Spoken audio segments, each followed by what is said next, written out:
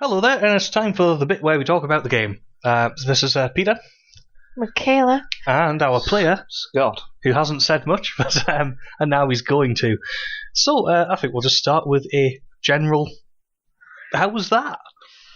it's not aged perfectly, but it's still quite scary in places, especially with the ambient noise. They did that very well. Though the less talking they do, the better, I think. Yeah, we were saying over the video as well that two things that have aged badly are, not to repeat myself too much, the sound acting, because it sounds like it's separately recorded in different rooms and no contact, and the graphics look a bit meh. I mean, the stuff that you see now isn't actually how the game looked on the PlayStation. It's a little bit improved with the magic of emulation.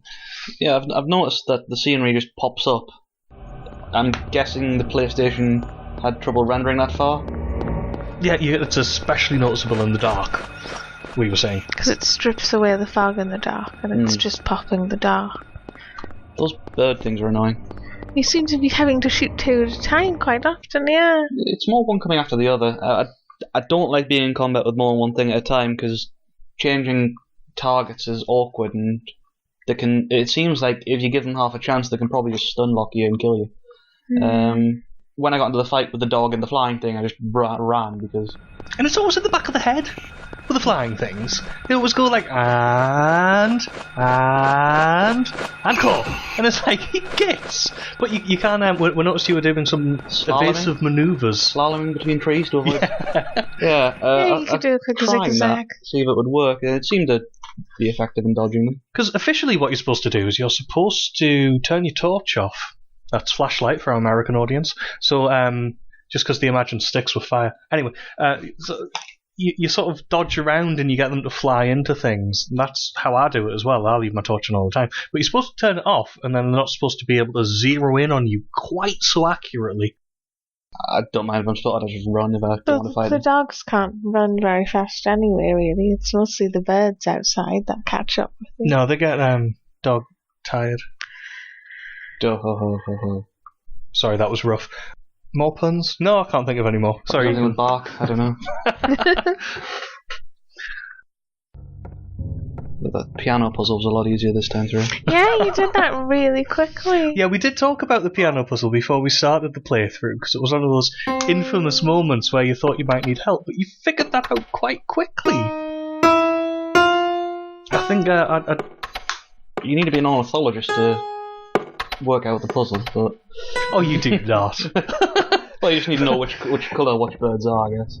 Well, no, to me the problem was it went, and there's these birds, and this is a little story about birds, and I'm thinking, well, that was lovely, but what's it got to do with the flipping piano? Yeah, because it doesn't really tell you that it's a riddle for solving it, whereas obviously after you've played the first one, and they become very much the classic way Silent Hill gives you puzzles, you know what to do with them afterwards, but it does kind of throw you in on the deep end with the first one. I just, the first time I played it, I just did not understand the abstraction, and I ended up looking in a PC magazine, because we didn't have internet.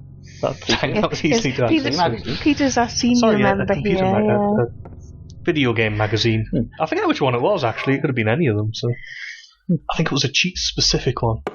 Did the whole thing by process of elimination. Where can I go, where can't I go, what's unlocked or in what time. So what did you think about the monsters in the school? Annoying. Especially when there was more than one at once. Like I said, fighting two at once is annoying. Also, once you start an animation, you can't back out of it, so if you start to kick something on the ground, the second thing will just get you. And they're swift. Yeah. It doesn't look like they are, but they are. And they have quite a large reach, so they can really just grab you. I'm going for the knees. I'm a bit worried about my ammo as well, but it hasn't seemed to be a problem so far. Honestly, I wouldn't worry about it. You could always switch to the kitchen. Okay. Well, I mean, if you want to die, then yes, you can pick how quickly you want to die by which melee weapon you erroneously use. Did you notice the scale in the doghouse house? How the fridge was about 3 times the size of him? Yeah.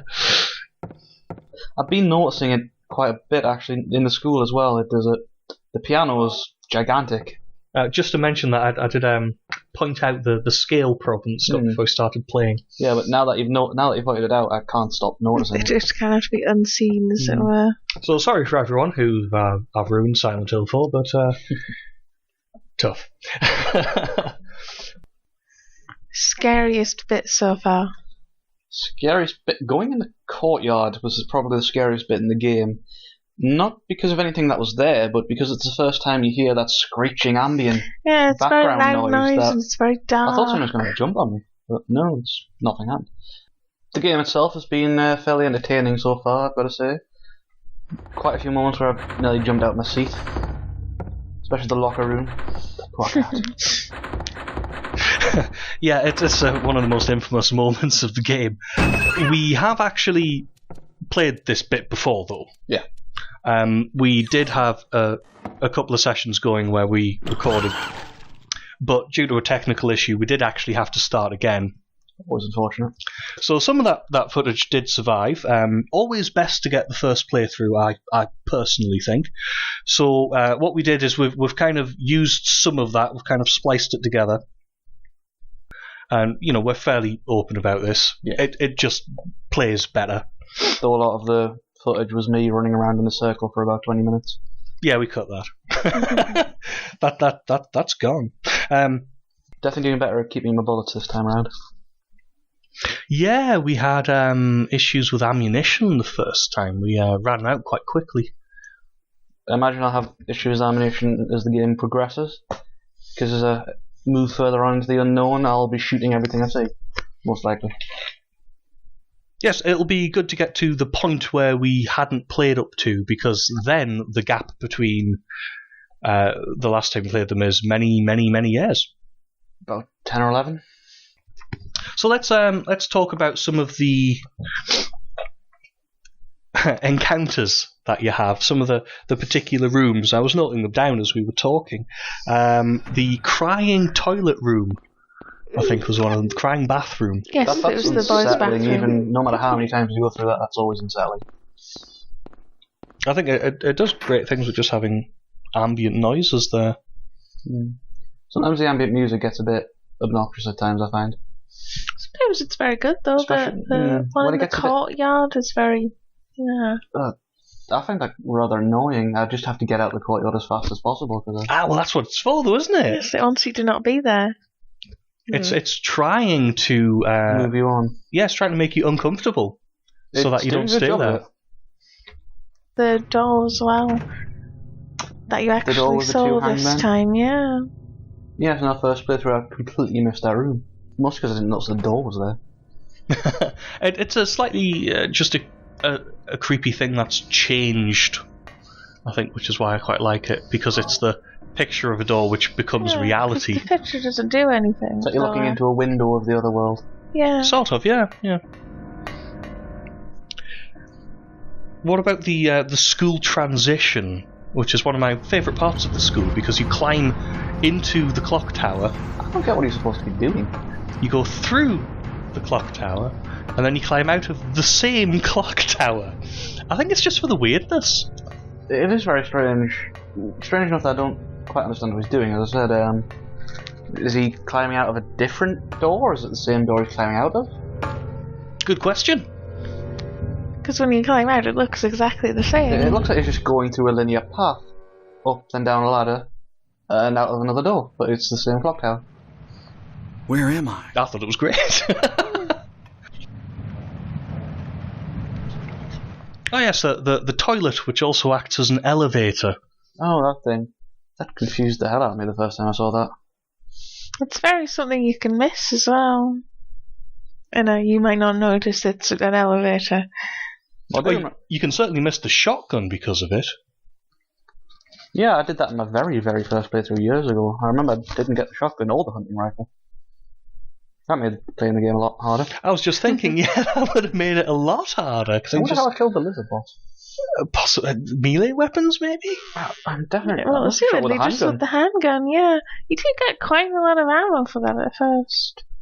Yeah, I think I'm talking about 100 bullets at the minute, which isn't going to last. We noticed you found the shotgun room and then turned around and left, and went into the sort of the lift room next to it instead. Oh, I thought I thought opening the door to the shotgun had to be triggered, but no, apparently you just go up and open the door yourself.